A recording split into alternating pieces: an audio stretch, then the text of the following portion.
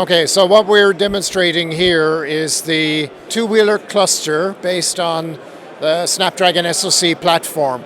Inside this particular cluster is Qualcomm's quad-core SoC, the 2290, which integrates cellular connectivity. It integrates ARM, quad-core ARM CPU, along with DSPs for the display, for graphics, for audio.